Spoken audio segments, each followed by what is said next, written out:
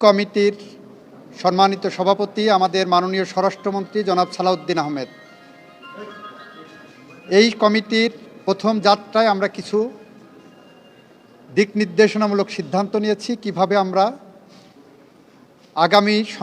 সংবিধান সংশোধনের দিকে এগিয়ে যাব। তার মধ্যে একটি হলো, আমরা এই কমিটি সমাজের বিভিন্ন শ্রেণী পেশার মানুষের সাথে আমরা সেই আলোচনা করব। আমাদের এই কমিটিতে যারা আছেন তাদের নাম বলি।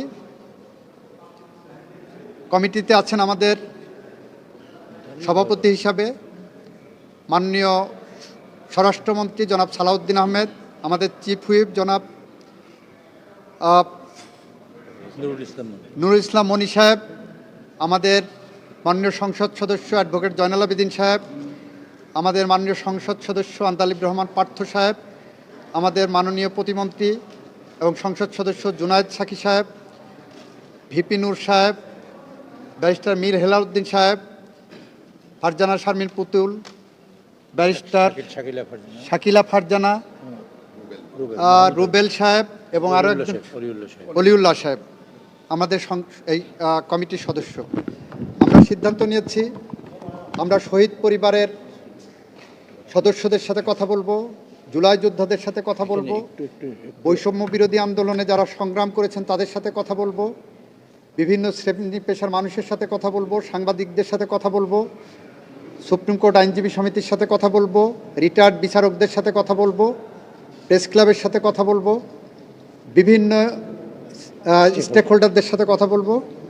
এবং তাদের সাথে কথা বলে এবং যারা জুলাই সনদ রচনা করেছেন এই জুলাই সনদের যৌক্তিক জায়গায় লিপিবদ্ধ করার জন্য যারা দিনরাত নিরলস পরিশ্রম করেছেন তাদের সাথেও কথা বলবো। কথা বলার পরে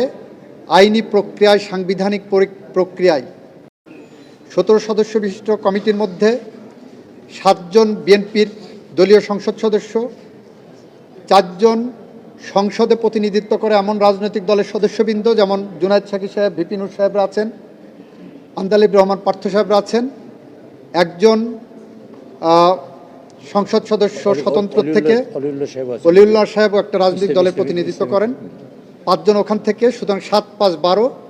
আর 5 জন বিরোধী দলের পক্ষ থেকে আমরা চেয়েছিলাম। বিরোধী দল আমাদের কাছে সময় চেয়েছিলেন, বলেছিলেন যে এই অধিবেশনে দিতে পারবেন না, জাতীয় বাজেটের অধিবেশনে দেবেন নাম। আমরা চেষ্টা করেছিলাম তাদের কাছ থেকে নাম কালেক্ট করা, আমরা দুঃখজনকভাবে সেই নাম আমরা পাইনি। ওনারা বলেছেন ওনারা